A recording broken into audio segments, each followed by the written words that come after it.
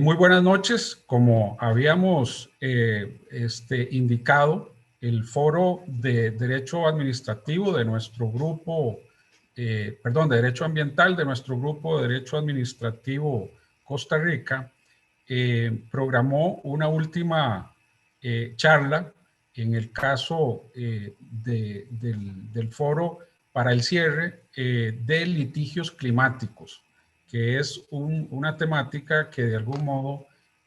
pues nos introdujo en la sesión anterior don Mario Peña. El día de hoy tenemos el placer y el honor de tener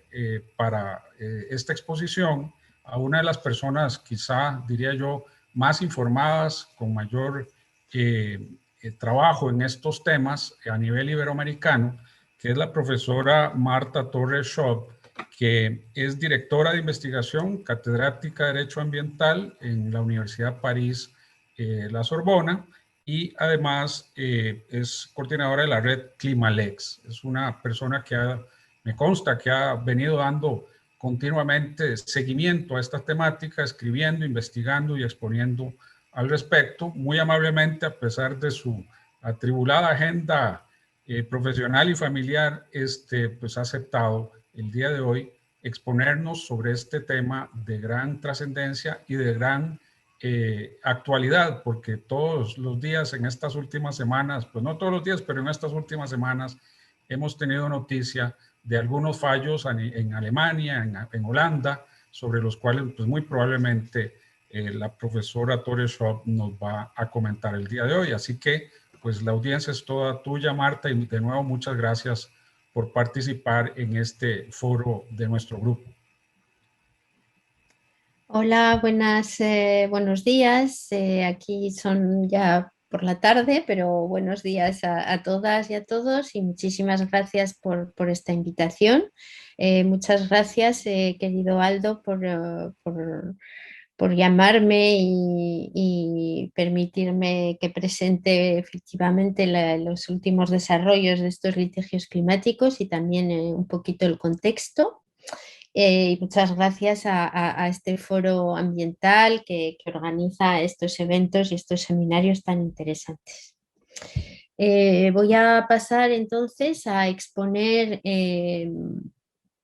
los litigios climáticos para presentar las dinámicas jurídicas y también las nuevas perspectivas que aparecen al estudiar y observar este tipo de litigio. Para eso he preparado un breve PowerPoint para que puedan seguir un poquito la manera en la que quiero presentar. Primero de todo, quizá preguntarse por qué existen litigios climáticos. ¿Por qué hablamos tanto de ellos? ¿Por qué nos interesan tanto? ¿Por qué hace 15 años nadie hablaba de ellos y apenas se conocían? Conviene así entonces mirar un poco cuál es el origen de estos litigios, cuáles son las conexiones con otros movimientos que pueden existir en la cuestión tanto social, política como jurídica y sobre todo el llamado movimiento de justicia climática. También me gustaría decir algo brevemente sobre las conexiones que existen con la llamada diplomacia climática, que es una de las más avanzadas, digamos, en el campo ambiental, y explicaré también por qué y de qué manera. Y para terminar con esta gran introducción sobre por qué existen estos litigios, pues exponer un poco cuál es la conexión también con la sociedad civil y por qué se ha movilizado el derecho para avanzar en este campo, por qué más en este campo que en otros, etc. Entonces, empezando con el origen, los litigios climáticos, aunque efectivamente están muy de moda ahora y hablamos mucho de ellos, en realidad surgen ya al principio de los años 2000, sobre todo en los países anglosajones, que casualmente no habían participado precisamente en negociaciones climáticas, que no habían ratificado el protocolo de Kioto, que es el protocolo que siguió a la Convención Marco de Naciones Unidas de Cambios Climáticos del 2002, de 1992, y el protocolo de Kioto en 1997. Entonces son, digamos, en este tipo de países, por ejemplo, Australia, Nueva Zelanda, pero también Estados Unidos, que están un poco al margen de, digamos, la dinámica general de derecho internacional en cuanto para resolver la crisis climática, y para distribuir responsabilidades, y también para cuestionarse un poco el reparto de quién puede emitir gases efecto invernadero, que están en el origen del calentamiento global, y quién tiene que emitir más, quién puede emitir menos y de qué manera se puede compensar esto. Entonces, estas conversaciones que ocurren en el marco internacional, estos países anglosajones que he dicho están un poco fuera de este tipo de conversación porque no adhieren a ese derecho internacional, pero obviamente ellos también tienen problemas de cambio climático y muy graves, aparte de que tienen poblaciones autóctonas. Por ejemplo, Estados Unidos va a tener un problema con los pobladores del norte en la frontera con Canadá, con los inuitas, porque ya ven desaparecer la placa glaciar y ven que va desapareciendo su territorio, territorio de hielo en el que ellos desempeñan su vida, tienen su cultura, su forma de pescar, de cazar, de desarrollarse, y eso va desapareciendo, está en peligro. Entonces, esto va a ser uno de los primeros casos que va a haber contra Estados Unidos. Pero también en Australia y en Nueva Zelanda, como he dicho, y no solo en derecho administrativo y derecho público, es decir, en materia de reglamentaciones administrativas, sino también en el plano del derecho privado, de derecho civil y derecho de la responsabilidad, y también derecho de la propiedad. Entonces, este tipo de litigios que no se van a conocer mucho en el resto del mundo ni en Europa, sin embargo, van a marcar cierta tendencia, y en Estados Unidos a partir del 2007-2008 habrá un gran caso, que es el caso Massachusetts contra el Ministerio de Medio Ambiente de Estados Unidos, por el que se pide a la Corte Suprema de Estados Unidos que eh, avale una petición que se había hecho para que el CO2, es decir, el gas carbónico, que es uno de los gases de efecto invernadero, se ha calificado como un contaminante del aire, para así poder hacer limitaciones, reglamentaciones y restricciones. Ese va a ser uno de los gran casos climáticos, digamos, uno de los primeros litigios climáticos que se van a conocer, aunque había habido antes otros mucho más modestos. También es importante estas conexiones que hay con el movimiento de la justicia climática, porque este movimiento de justicia climática va a desarrollarse sobre todo en Latinoamérica, América del Sur, América Central, toda la parte de América Latina, algo también en Brasil, pero menos, y va el origen, una vez más, también es una cuestión de protección de poblaciones más vulnerables, que están sufriendo más de las consecuencias del cambio climático, y sufren más a nivel económico, a nivel político, a nivel social, y también tienen menos derechos para que se les reconozca que tienen esa vulnerabilidad frente al cambio climático. Y entonces va a surgir este movimiento de justicia climática que se va a ir desarrollando sobre todo al margen de las negociaciones internacionales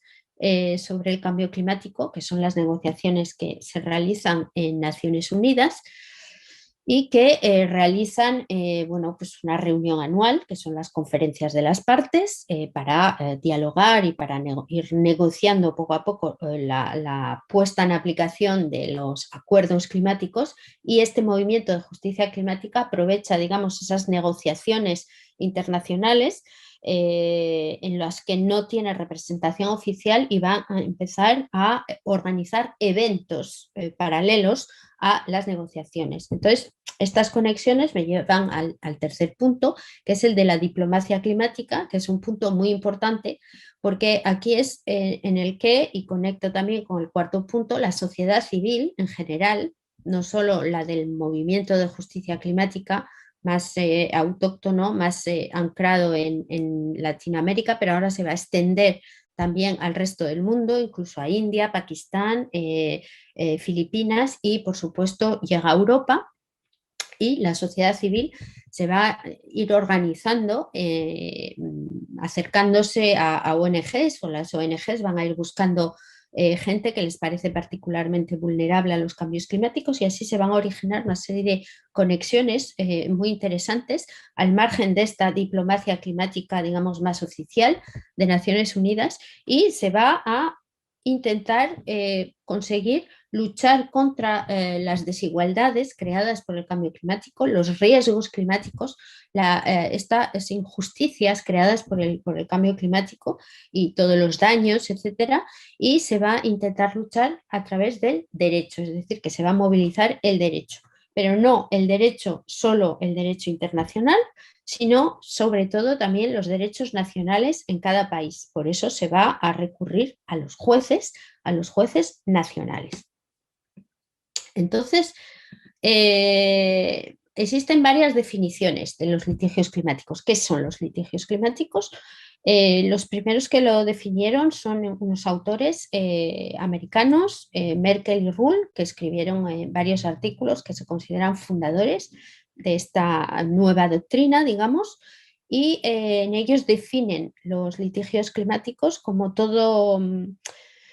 acción en justicia ante tribunales que tenga por objeto, ya sea de manera directa o indirecta, o por razón de ser, como causa la cuestión climática. Es una definición muy amplia que, como pueden ver, puede englobar una serie de litigios que pueden ser ya, el cambio climático puede estar en el centro, digamos, de la demanda, en el centro del razonamiento de las distintas estrategias que se van a adoptar por las distintas partes, demandantes, demandados, o también puede ser de forma indirecta, es decir, que digamos, la razón de ser de ese litigio es otra, pero se va a ver en la discusión cuestiones de cambio climático. Entonces es una definición, digamos, extremadamente amplia, lo cual llevó a el Sabin Center de Cambio Climático para Estudios Legales de Cambio Climático de la Universidad de Columbia en Nueva York, con los que yo trabajo mucho. Los llevó a empezar a escribir una serie de informes que les habían encargado Naciones Unidas y sobre todo la UNEP, el programa ambiental para Naciones Unidas, en la que se empiezan a repertoriar todos los litigios climáticos que entran dentro de esta definición extremadamente generosa, y se van a contar más de 1.500 litigios en el mundo. Actualmente se cuentan más o menos casi 1.700 litigios climáticos en todo el mundo. Entonces, digamos, esta definición, claro, va a ir evolucionando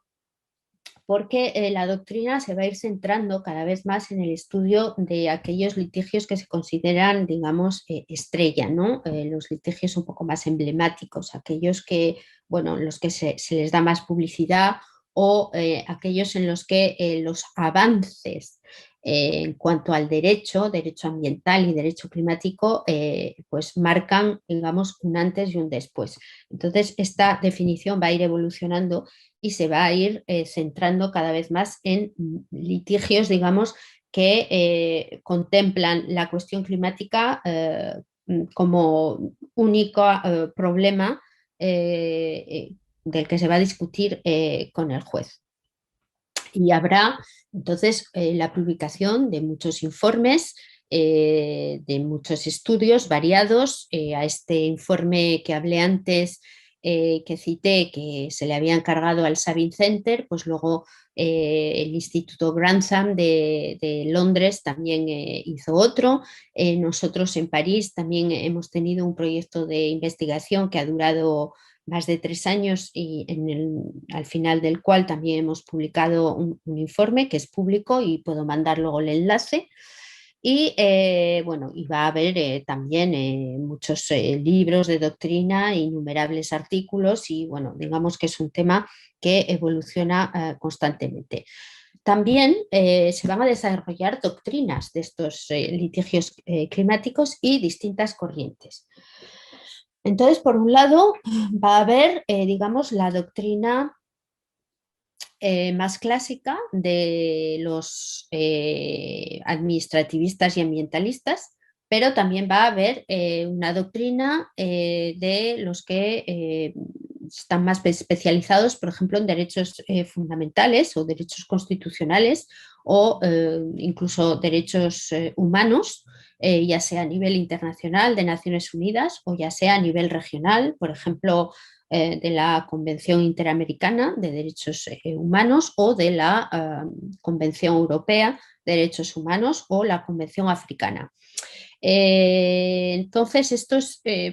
todas estas corrientes, claro, van a observar esos litigios climáticos ya no de manera tan global o transversal, sino más bien según temas. Entonces, por ejemplo, habrá una doctrina que sobre todo va a estudiar litigios climáticos que movilizan el derecho civil, el derecho de la responsabilidad o el derecho de las sociedades y el mercantil. También va a haber la doctrina más clásica, como he dicho antes, de derecho administrativo, y entonces esas corrientes pues, van a analizar sobre todo los litigios que se centran en la responsabilidad del Estado o de organismos públicos. Y luego también esta corriente, como he dicho, que es bastante fuerte, de derechos humanos, que además lo va a conectar con todo el tema de derechos de generaciones futuras. Y también hay otra última corriente, digamos, que sería aquella de que se centra en los derechos de la naturaleza, que esa también se desarrolla mucho en América Latina. No voy a desarrollarla porque seguramente la conocerán todos muchísimo mejor que yo, porque aquí en Europa no es una corriente, digamos, mayoritaria, pero nos interesa mucho, la observamos muy de cerca, y es esa que da personalidad jurídica a entes naturales, ríos, montañas, etcétera, y también puede servir de recurso, digamos, teórico para estudiar estos litigios, al menos de puerta de entrada. También hay distintas tipologías de estos litigios climáticos según correspondan a una rama o a otra. Puede haber litigios climáticos que tienen por razón de ser cuestiones, por ejemplo, de financiación de la crisis climática, otros que pueden tener por rama principal, por ejemplo, una ley del clima. Entonces serían más bien, como he dicho antes, de derecho, digamos, público, administrativo más clásico. Otros que pueden centrarse en derecho de la Unión Europea, por ejemplo. Otros que pueden centrarse en derechos humanos también, o los que se centran, por ejemplo, en derecho de propiedad, que son entonces una tipología de litigios que van a movilizar más pues, el derecho civil, por ejemplo. Y es importante en este punto, llegados aquí, la cronología. ¿Por qué? Porque esta cronología nos va a permitir hacer el seguimiento de la evolución de estos litigios y nos va a permitir ver, por un lado, cómo en el mundo se van a ir desarrollando de distinta manera dependiendo de problemáticas internas a cada estado o a cada región del mundo, Es decir, que es como si los litigios climáticos se van personalizando según sea, digamos, la cuestión que más preocupa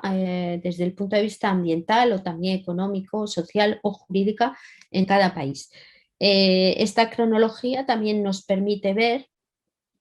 que habrá, digamos, un antes y un después con respecto a la evolución misma del derecho climático, es decir, del derecho internacional del clima, es decir, que estos litigios se desarrollaban antes de los acuerdos de París, antes de 2015, pero en muy menor medida con respecto a después de 2015 y hasta ahora, que digamos que hay una explosión de casos y es cuando van a empezar a desarrollarse por todas partes. ¿Por qué? Porque la sociedad civil, las ONGs, pero también ciudadanos, también representantes de ciudades, alcaldes, algunos abogados también que están implicados, van a ir conectándose en redes y van a ir entonces implicándose cada vez más en nuevas estrategias, van a ir y todo esto va a ir evolucionando a la vez según tipologías y a la vez también en un marco temporal. Esto es lo que yo llamo las olas de litigios, que entonces viene esta primera ola que había dicho a principios de los 2000, después a partir del 2008, después de este gran litigio climático en Estados Unidos, Massachusetts contra EPA, es una segunda ola, digamos. La tercera ola sería obviamente alrededor de 2015, cuando se está negociando el Acuerdo de París, Paris Agreement, y cuando se está negociando ese acuerdo, no se va a esperar a que el acuerdo esté ratificado, sino que un par de años antes, cuando ya estaba, digamos, aprovechando ese momentum, de ese gran entusiasmo de la comunidad internacional y también de la sociedad civil, etcétera, y digamos, una mayor preocupación por esas cuestiones por parte de, en general, la población, y eso a nivel mundial, entonces van a surgir una serie de litigios, sobre todo el más conocido, que es el de Urgenda, la Fundación Urgenda en los Países Bajos, con la decisión del 24 de junio del 2015. Luego entraré en detalle sobre este. Vemos entonces que hay una, digamos, una geografía específica de estos litigios, porque en Europa se van a empezar a desarrollar, hasta entonces no había habido litigios climáticos en Europa, pero también se van a ir desarrollando en otros países, digamos, países en vía de desarrollo, sobre todo India, Pakistán, porque son países que, bueno, obviamente no estaban contemplados, digamos, de la misma manera en las negociaciones climáticas que los países desarrollados, los llamados países industrializados, países del norte. Entonces, estos países del sur se sienten, en cierto modo, tratados de distinta manera y exigen poder tener un lugar en las negociaciones y a la vez también necesitan hacer frente a este tipo de crisis climática que les afecta muchísimo y que va unido también a problemas de salud y a problemas económicos también. Y entonces van a desarrollar ellos también sus propias estrategias, no tanto basadas en el derecho internacional, puesto que son países del sur que no forman parte de la misma manera de los tratados, sino que movilizando su derecho nacional. Por eso se forma una especie de geopolítica del litigio climático que va a crear un mapa mundi bastante interesante según países y según el tipo de derecho que se moviliza. Esto conduce a lo que también llamo la sociología del litigio climático, es decir, el estudio de los diferentes actores que van a participar en estos litigios, porque, como dije antes, por un lado está la sociedad civil, están las ONGs. Las ONGs ellas mismas no son uniformes, hay muy distintos tipos de ONGs, están las muy grandes ONGs que son, digamos, internacionales, y multinacionales casi, es decir, que tienen sede en distintos países, incluso de un lado y del otro del Océano Atlántico, del Océano Índico y Pacífico. Entonces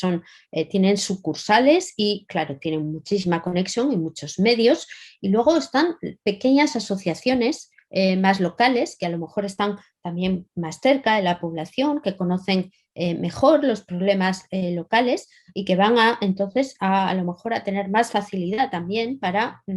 dialogar con las personas que sufren de las consecuencias del cambio climático y van a entender, digamos, de otra manera las causas que hay que llevar a discutir ante los tribunales. Y luego están también, como dije antes, por ejemplo, ciudades. Eso se da mucho, por ejemplo, en Estados Unidos hay varios litigios que han sido originados por alcaldes de ciudades para protestar. Entonces, por ejemplo, la ciudad de Nueva York ha sido actor de varios litigios climáticos. También está, por ejemplo,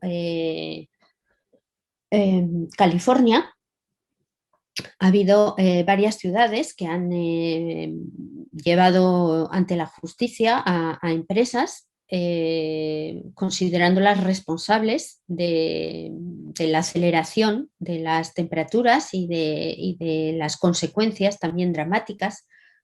tanto para los territorios como para las ciudades. Se considera que esas ciudades son vulnerables porque puede haber un peligro de submersión marina, inundaciones y también pues digamos, la multiplicación de eventos extremos meteorológicos, ciclones, huracanes, etcétera, que también pueden devastar ciudades enteras. Lo que ha ocurrido muchas veces, por ejemplo, en el sur de Estados Unidos, con varios huracanes ya que hubo, Katrina, Harvey y muchos más, y a raíz de eso pues se han formado coaliciones de ciudades, también abogados que se van a implicar muchísimo en ese tipo de causa,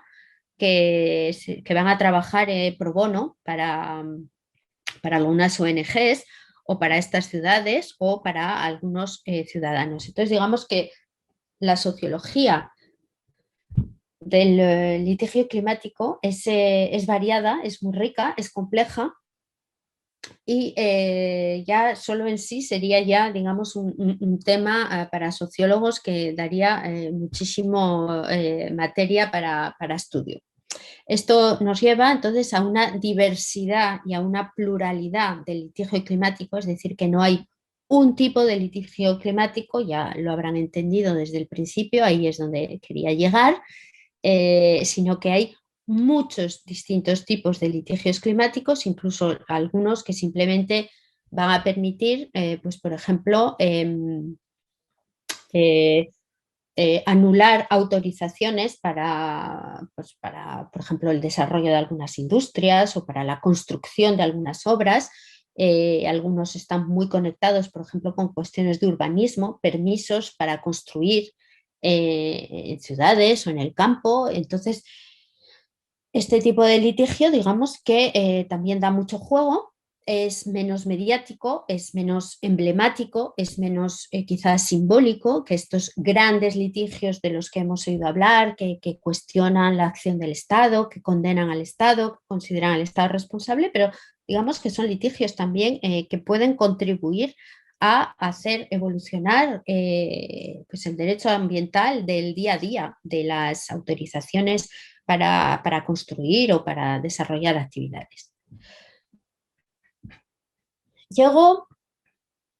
ahora al punto de la evolución de los litigios climáticos desde el 2015.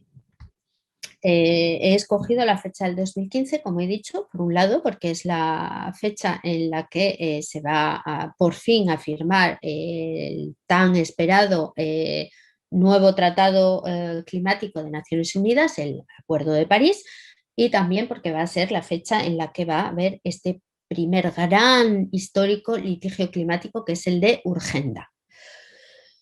¿Se trata de una moda? Bueno, quizás porque es un tema efectivamente novedoso, pero no deja de ser interesante, original. ¿Se trata de una necesidad estos litigios climáticos? Bueno, digamos que se puede considerar como una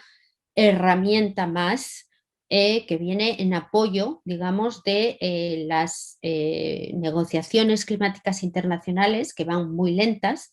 y que no,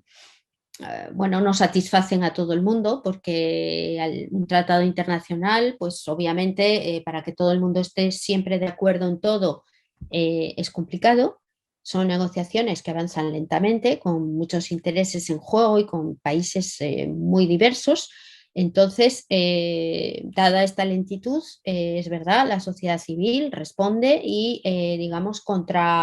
contraactúa o actúa, digamos, para intentar acelerar las cosas. Se trata de una revolución, muchos lo han calificado de revolución jurídica. En cualquier caso, sin duda es una gran innovación dentro de lo que es el contencioso ambiental general porque en estos litigios climáticos, digamos que se va a mezclar el derecho internacional constantemente con el derecho nacional, lo cual no existe en otras problemáticas ambientales. Bueno, puede existir un poco en derechos de pesca y marítimos, pero menos. Puede existir en derechos sobre la selva y bosques, pero en menor medida.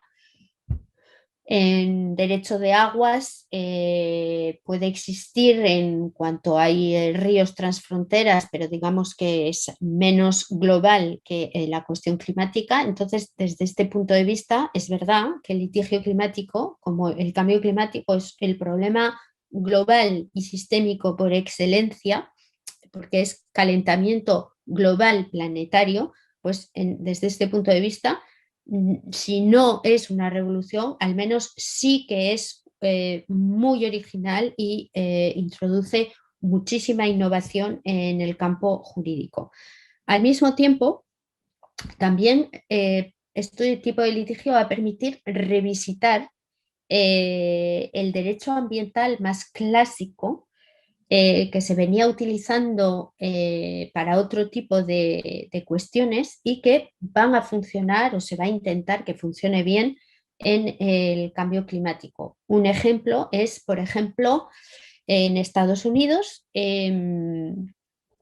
llamada doctrina de la fiducia o del public trust, que es una doctrina de derecho común que considera que el Estado tiene una función de protector, de conservación, de trust de la naturaleza y del medio ambiente, lo cual debe incluir también, obviamente, el aire, la calidad del aire y también la atmósfera, con lo cual, si esa calidad del aire y si esa calidad, digamos, de la atmósfera no permite que las generaciones futuras puedan disfrutar lo mismo que las generaciones presentes de ese tipo de vida y de esa calidad de vida, pues habrá una violación de sus derechos a disfrutar de esa calidad del aire, de la calidad de la atmósfera, etcétera, y entonces el Estado tiene una responsabilidad porque no ha sabido conservarlo. Eso, digamos, es la base de la doctrina del public trust que en Estados Unidos se está revisitando a la luz y al compás de la cuestión climática. Por ejemplo, en otros países, como por ejemplo los Países Bajos, con esta gran sentencia Urgenda, de la que he hablado ya antes. La sentencia Urgenda es una sentencia que en primera instancia se va a decidir, lo van a decidir el Tribunal de Primera Instancia de la Haya, por la que el Estado neerlandés será condenado porque tiene un deber de diligencia, un duty of care, un deber de cuidar de los ciudadanos, de protegerlos contra el riesgo climático. Entonces, digamos que esta figura clásica del deber de diligencia, de protección que tiene el Estado para cuidar de sus ciudadanos se va a interpretar de forma muy original y, digamos, innovante e innovadora a raíz de la cuestión climática. Esto es lo que ocurrió, por ejemplo, en este asunto Urgenda. Obviamente, como el Estado fue condenado y el tribunal conminó a la administración a que cambiara la legislación en materia climática para aumentar la ambición de objetivos de reducción de gases de efecto invernadero, pues el Estado apeló a esta sentencia y 3 años después, en octubre del 2018, el Tribunal de Apelación, la Corte de Apelación de La Haya, da otra nueva sentencia por la que también se le da razón a la Fundación Urgenda, es decir, a la ONG, y el Estado, una vez más, se le condena por ese deber que tiene de diligencia, de cuidar de los ciudadanos y de prevenir y de cuidarles ante el riesgo climático. También a esto se va a añadir la violación de derechos humanos. Por eso este caso Urgenda, digamos, es el gran ejemplo de los litigios climáticos, porque va a haber varios tipos de derechos que se van a movilizar. Por un lado, derecho civil clásico, que se interpreta como un deber de diligencia del Código Civil, pero hacia la administración, es la administración la que debe tener ese deber de diligencia, y por otro lado,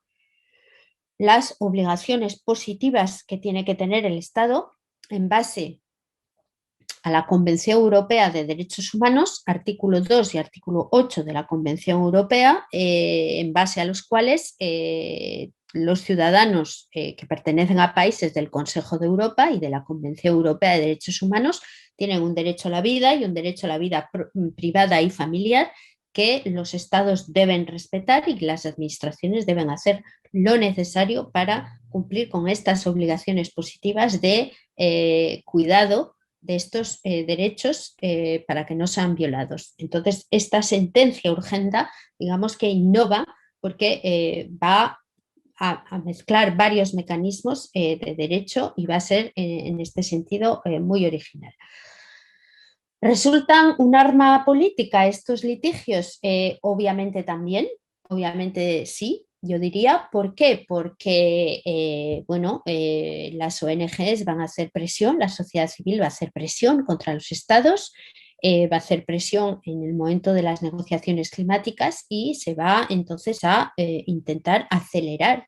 la puesta en funcionamiento más efectiva del Acuerdo de París, del derecho internacional, para que sea obligatorio, para que las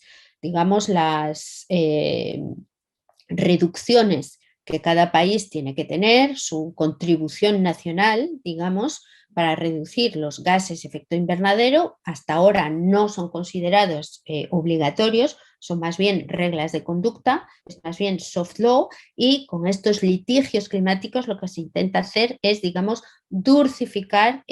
hacer hard law, lo que es considerado una soft law, es decir, que se considere como realmente binding, si realmente obligatorias estas cuestiones de reducción que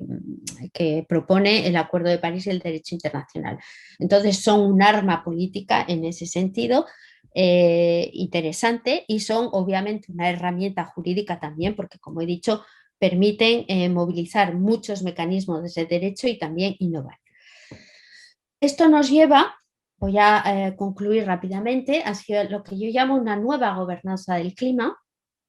es decir, que estos litigios climáticos se van a considerar como una resolución de injusticias a la vez globales y también locales. Es el caso, por ejemplo, del litigio del ciudadano Liuya, que era un ciudadano de Perú, un campesino de Perú, que contactó con una ONG alemana, la cual montó un recurso ante un tribunal federal alemán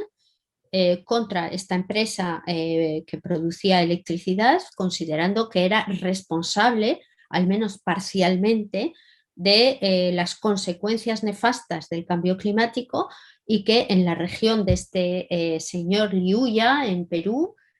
sus tierras muy pronto iban a estar inundadas porque el nivel del mar estaba subiendo y entonces él iba a perder, digamos, su medio de vida, su medio de sustento, su casa iba a desaparecer, su pueblo podía desaparecer y entonces se consideraba que esta empresa de producción eléctrica en Alemania podía ser potencialmente, parcialmente responsable de este tipo de consecuencia. Pero, sin embargo, ese litigio no prosperó al final, pero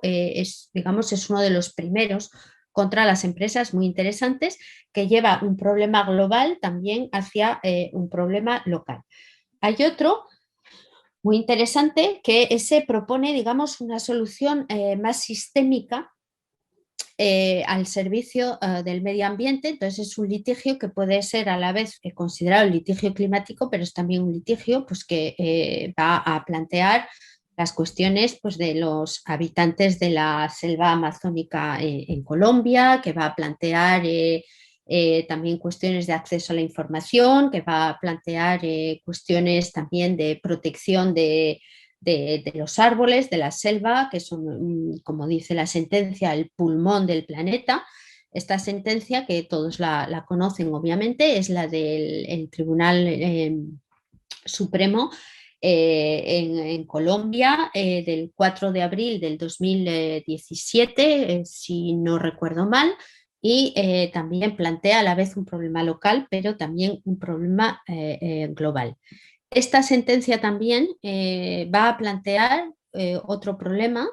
que es el de la justicia intergeneracional, de la que ya he hablado antes, que también, digamos, es una de las cuestiones centrales que se discuten en este tipo de litigios climáticos. Es decir, hay que proteger a las generaciones presentes, pero también hay que pensar en las generaciones futuras. En esta sentencia colombiana se discute sobre ello y claramente el tribunal va a tomar partido y se va a posicionar para defender a estas generaciones futuras y recientemente, hace unas semanas, el Tribunal Constitucional, la Corte Constitucional Federal Alemana, dio un dictamen por el que se considera que la ley de cambio climático alemana es anticonstitucional porque no protege suficientemente a la libertad de acción de las generaciones futuras, porque si se continúa teniendo la misma trayectoria de emisiones, la misma cantidad de emisiones de gas de efecto invernadero que esta ley climática alemana propone, hasta el 2030 y hasta el 2050, si se sigue esa trayectoria, se desvía claramente de la trayectoria peligrosa en la que habría un calentamiento irreversible de aquí al 2030. Ya no se seguirían los objetivos generales del Acuerdo de París y esto haría que las generaciones futuras, los jóvenes que habrá en el 2030, no tendrán apenas posibilidad de vivir como ahora, no tendrán apenas libertad de acción, no podrán vivir de ninguna manera como nosotros hemos vivido hasta ahora, las generaciones pasadas y presentes, y eso es una violación clara de esos derechos de la juventud, con lo cual esta ley alemana se ha considerado inconstitucional basándose en esta cuestión de justicia intergeneracional. Es, digamos, una de las grandes cuestiones que se plantean hoy. Esto crea nuevas responsabilidades y ya para terminar es lo que yo llamo las nuevas tendencias y también se van creando nuevos derechos a raíz de estos litigios. Entonces es, por ejemplo, el caso de las dos affaires francesas que hay actualmente ante el Conseil d'État, el Tribunal Supremo Administrativo, y otra ante el Tribunal Administrativo de París, que es el Tribunal de Primera Instancia de lo Administrativo de la ciudad de París. Estos dos litigios son l'affaire des Grands Centres y la llamada affaire du siècle, y los dos plantean que el Estado tiene una responsabilidad y que las obligaciones climáticas digamos, impuestas por la ley y por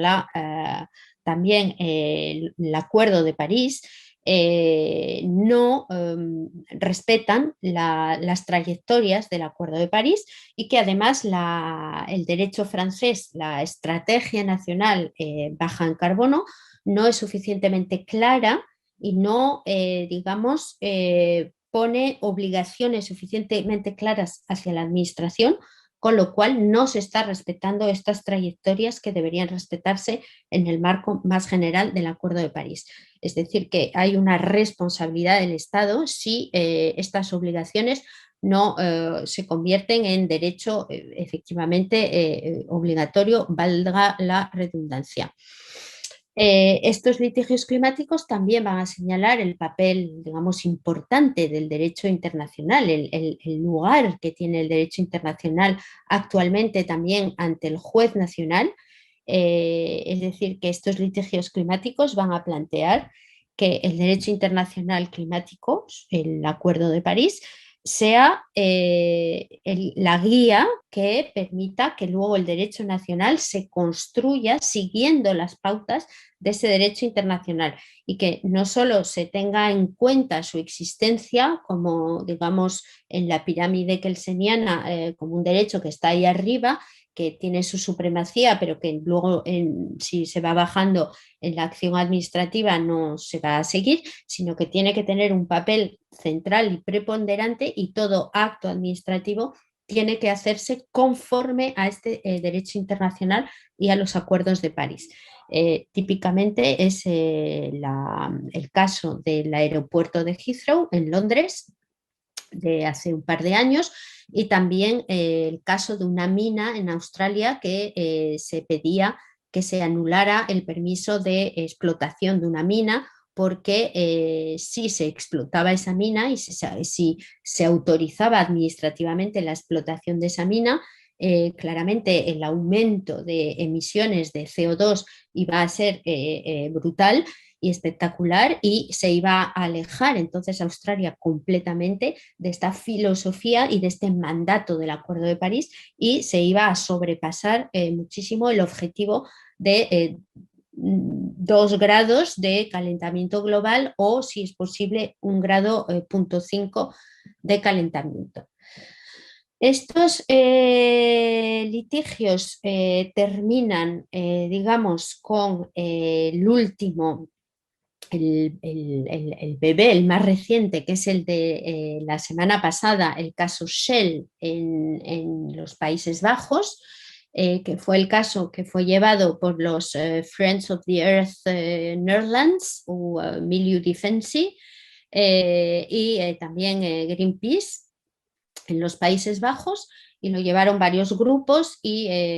varios miles de ciudadanos, y el tribunal era una demanda que se había puesto a la multinacional Shell, la petrolera, porque se consideraba que si seguía operando de la misma manera y actuando de la misma manera, estaba contribuyendo no solo a alejarse de la trayectoria de emisiones hasta 2030, sino que además claramente violaba los derechos humanos, porque los impactos del cambio climático por culpa de esa actividad de Shell, si no cambiaba de trayectoria, los impactos iban a ser extremadamente graves para la vida y para la conservación de la vida y los derechos humanos en general, y que por tanto Shell tiene digamos, un deber de diligencia, y tiene que acatar una serie de medidas, tiene que disponer de una serie de medidas, y tiene además que reflejarlo en su reporting de actividades, que consiste en rebajar sus emisiones, y no solo en las emisiones de tipo 1, es decir, las que ellos mismos producen, sino las emisiones de tipo 2, es decir, las que exportan, pero también las emisiones de tipo 3. Por eso esta sentencia es inaudita y increíblemente interesante, porque las emisiones de tipo 3 son las emisiones que son las que producen los consumidores de los productos de Shell. Es decir, que ya no solo la empresa la que produce o la exportación o la actividad que produce la empresa, sino que ya hay un tercer grado, digamos, de esas consecuencias de la actividad de la empresa, que es incluso el de los consumidores que consumen productos Shell. Entonces, esos 3 grados de emisiones, ese 3 tipos de responsabilidad que tiene Shell con su actividad, tiene entonces que actuar y tiene que reducir todo esto. Y esto nos lleva ya al final, pero que no tendré tiempo de exponer, pero le remito a mis últimos artículos, a los litigios climáticos ante las Cortes Regionales de Derechos Humanos, sobre todo los 2 que hay actualmente pendientes delante de la Corte Europea de Derechos Humanos. No los he desarrollado aquí, no solo por falta de tiempo, sino también porque están pendientes, es decir, que de momento se han presentado. La Corte Europea los ha aceptado, la Corte de Estrasburgo. El caso de unos jóvenes portugueses que consideran que el Estado portugués, la administración portuguesa, no ha suficientemente tenido en cuenta que el cambio climático va a violar sus derechos, no solo el derecho a la vida y el derecho a la vida privada, sino también otro tipo de derechos, el derecho a la libertad y el derecho a poder desarrollar actividades, y el caso suizo, que también está pendiente y que la Corte Europea de Derechos Humanos también ha aceptado. Que no es llevado por jóvenes, sino al contrario, por abuelas, es el grupo llamado de las abuelas suizas. Son personas mayores, abuelas, que están preocupadísimas, pero no tanto por ellas mismas, sino por sus nietos y por las generaciones jóvenes, y entonces han llevado un caso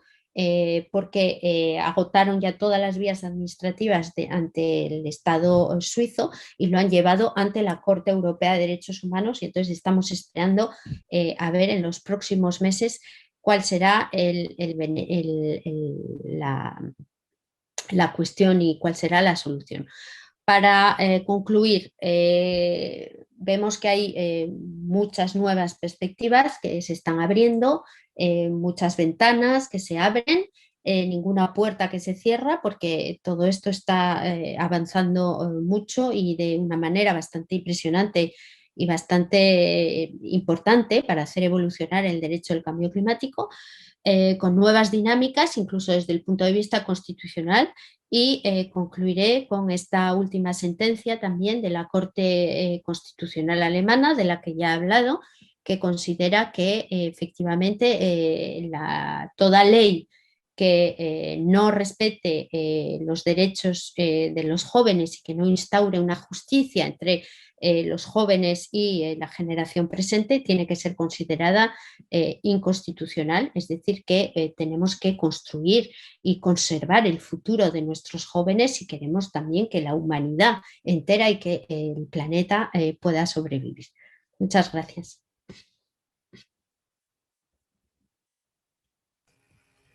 Muchas gracias, más bien a vos, Marta. La verdad es que ha sido un recorrido muy ilustrativo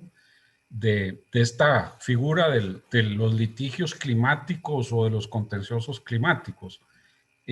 Tomando un poco nota de todo lo que has comentado y para ser breve y no quitarte más tiempo,